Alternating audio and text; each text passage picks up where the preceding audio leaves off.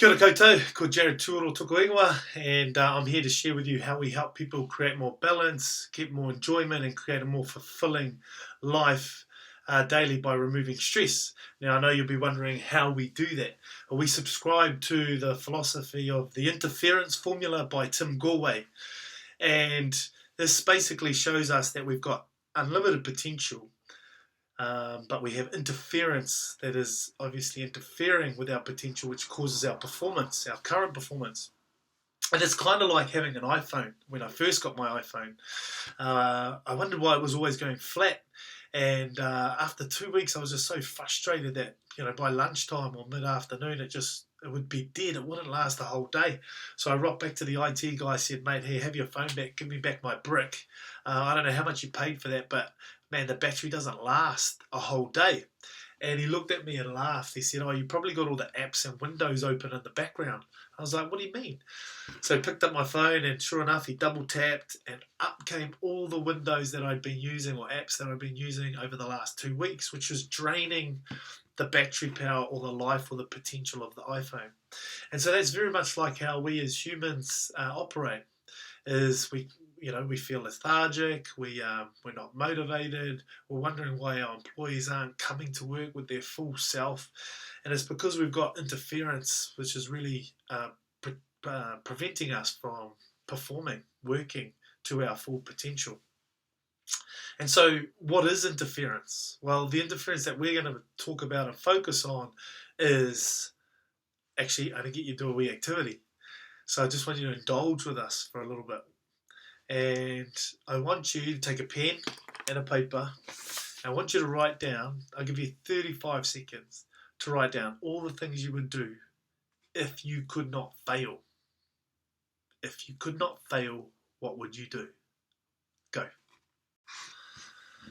So I want you to grab your phone or nearest device, and I want you to log into your social platform, Facebook, Instagram, LinkedIn, and this is what you're going to do.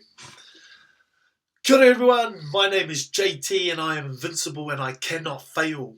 I am going to be the most influential person for Māori athletes in the world and cause the biggest movement ever seen.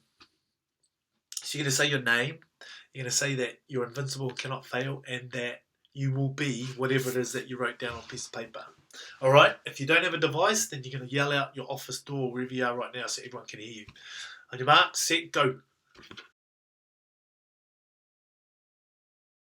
Funny, so really intrigued. What happened? What influenced your performance?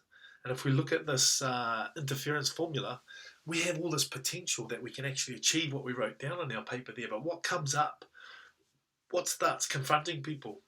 What interferes with our potential is our self-talk.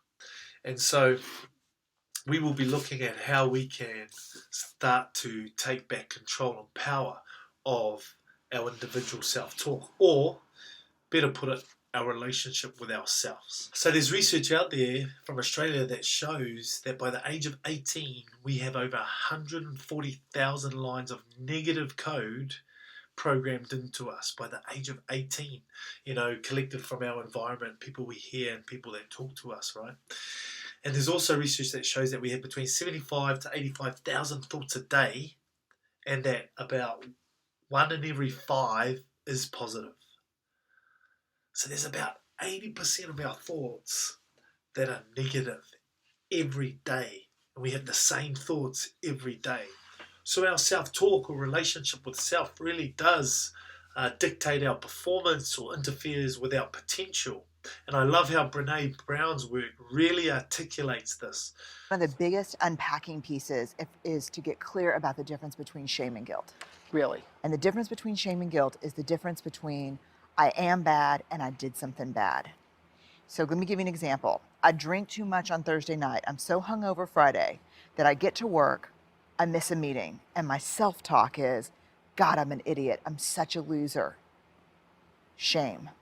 I'm an idiot. I'm a loser. Mm-hmm. Same scenario, I get to work, but my self-talk is, that was a really stupid thing to do. I wasn't thinking. So the focus on self versus the focus on behavior. Is this linguistics? Is this a pet peeve? What's the deal? This is serious. We measure shame and guilt in people by how they talk to themselves. What are the messages? How do they speak to themselves?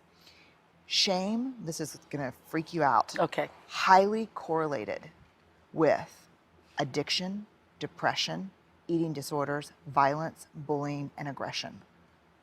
Guilt, inversely correlated with those. People who are able to really change the self-talk and believe it have far better outcomes on all those measures. And so in this program, we'll really be giving people the tools to take power back and control back over that self-talk, improve their relationship with self, which will cause scientifically proven outcomes like better balance, better enjoyment of life, a more fulfilled life, which ultimately means someone who is bringing their full self to life and to their performance.